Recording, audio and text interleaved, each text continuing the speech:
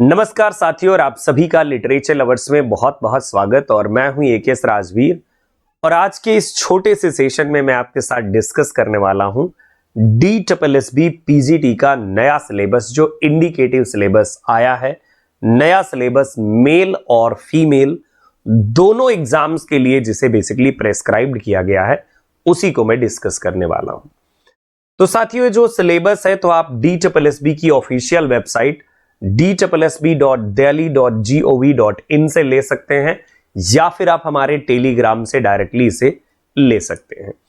क्या है दोस्तों सिलेबस? तो यहां पर अगर आप देखें तो इंडिकेटिव सिलेबस आपके अलग अलग सब्जेक्ट्स का, थोड़ा दिख नहीं रहा होगा तो मैं जूम कर देता हूं।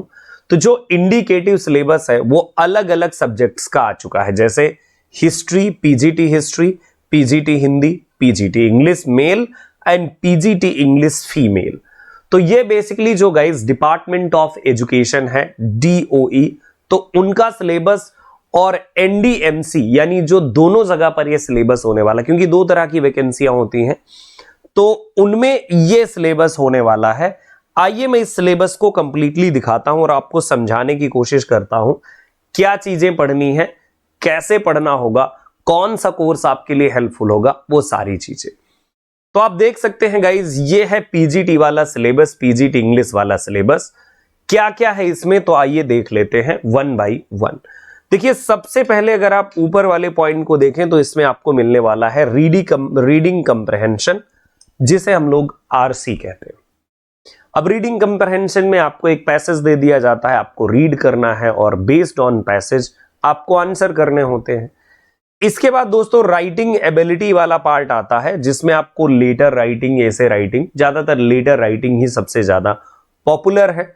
तो राइटिंग यानी ये ग्रामर वाला सेक्शन है। बेसिकली ग्रामर एंड यूसेस यानी डिटरमिनर्स को पढ़ना है, टेंसेस को पढ़ना है, क्लासेस, मॉडल्स, वाइज, यानी ये आपके सब्जेक्ट में जो है, जो आपका ग्रामर वाला सेक्शन है, उसमें ये आपके लिए प्रेस्क्राइब्ड है।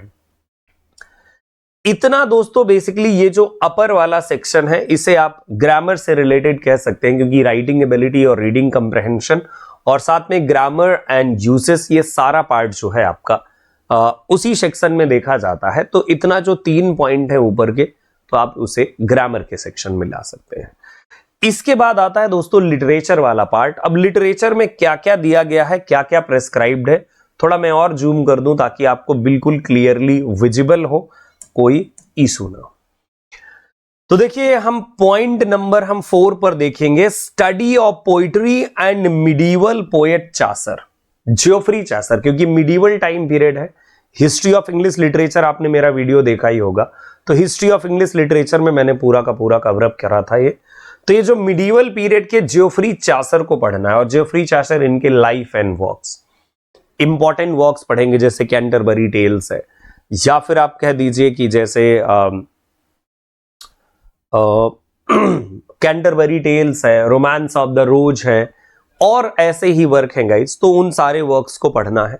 इसके अलावा रेनेसा टाइम पीरियड के रेनेसा पोएट्स, तो study of Spencer. Renaissance poets में आपको एडमंड डिस्पेंसर, जिनके फेयरी क्वीन वगैरह पर आपको फोकस करना होगा, और एडमंड डिस्पेंसर के कंट्रीब्यूशन पर आपको फोकस करना होगा। मेटाफिजिकल पोएट यानी बेसिकली ये वो पीरियड है जो जैकोबियन पीरियड कहलाएगा, और जैकोबियन पीरियड में John Donne, George Herbert, Andrew Marvel, और इसके बाद मिल्टन। मिल्टन मेटाफिजिकल पोएट है नहीं, लेकिन जो मिल्टन है आपके, ये प्यूरिटन पीरियड से बिलोंग करेंगे, और प्यूरिटन पीरियड ये जो है रेनेसा पीरियड का लास्ट फेज होगा। क्योंकि रेनेसा को जो है 3 सेक्शन में डिवाइड करते हैं, एलिजाबेथन, जैकोबियन और प्यूरिटन। तो जैकोबियन में आपके ये पोएट हो गए, और इसके बाद मिल्टन को भी पढ़ना है।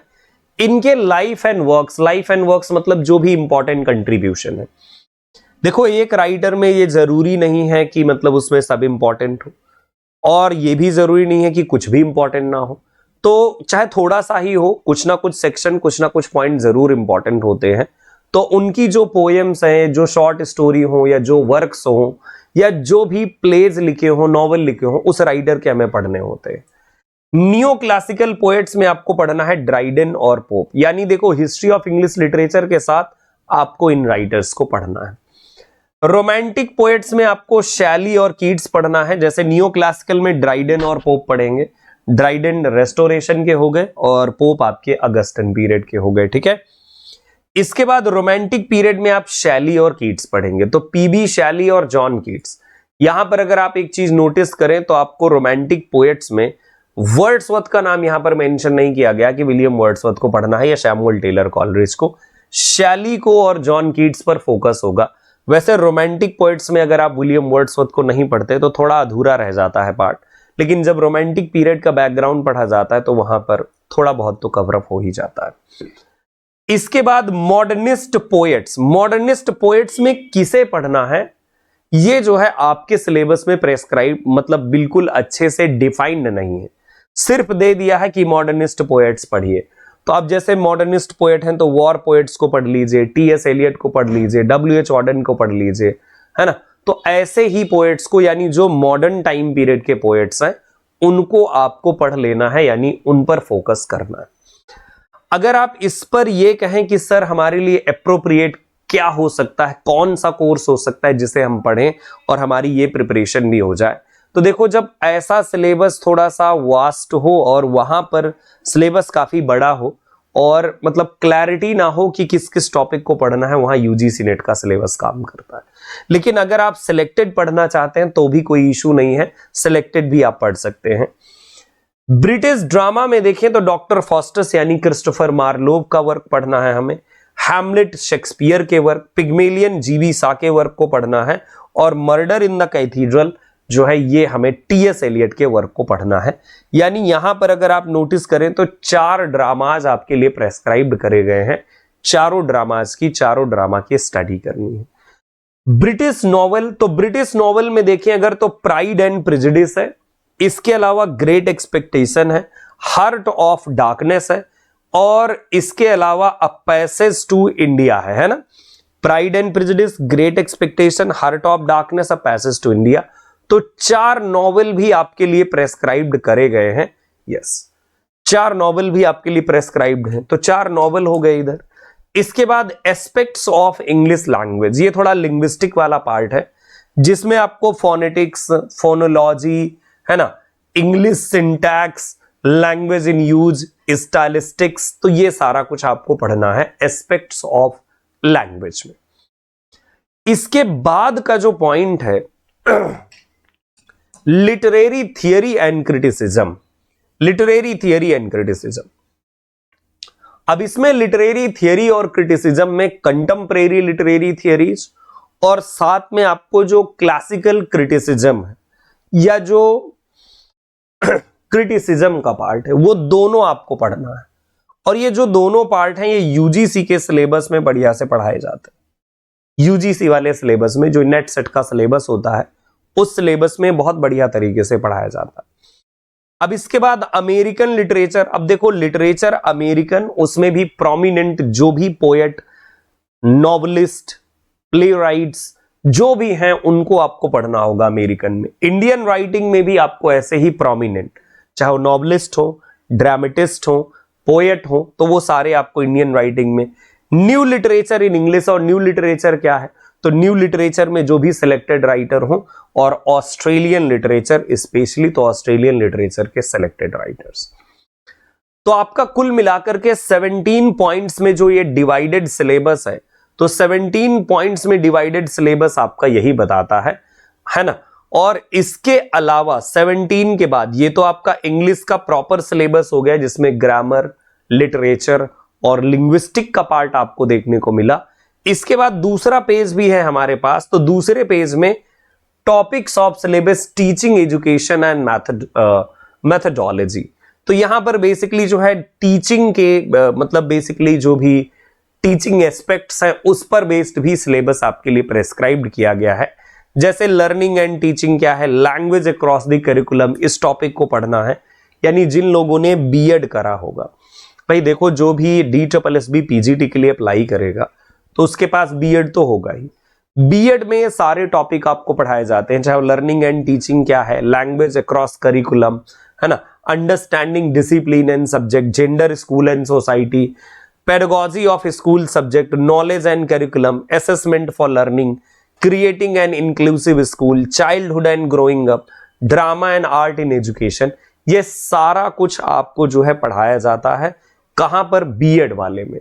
तो ये वाला जो है पार्ट भी यहां पर प्रेस्क्राइब्ड कर दिया गया है आपके लिए, ताकि आप लर्निंग और टीचिंग वाला जो पार्ट है यानी टीचिंग एजुकेशन मैथडोलॉजी, इसे भी आप कवर अप करें। तो ये भी आपके सिलेबस का ही पार्ट है।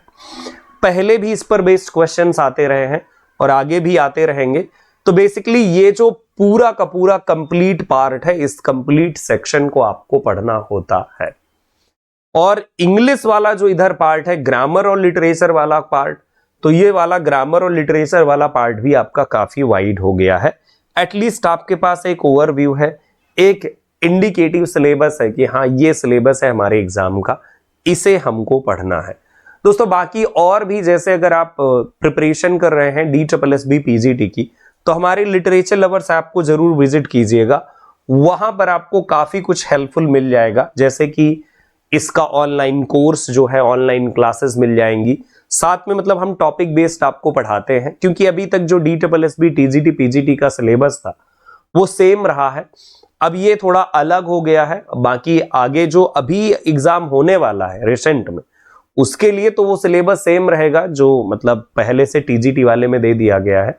लेकिन आगे आने वाली जो वैकेंसीज होंगी PGT की, तो उसमें जो है ये सिलेबस होगा, चाहे वो मेल हो चाहे फीमेल हो।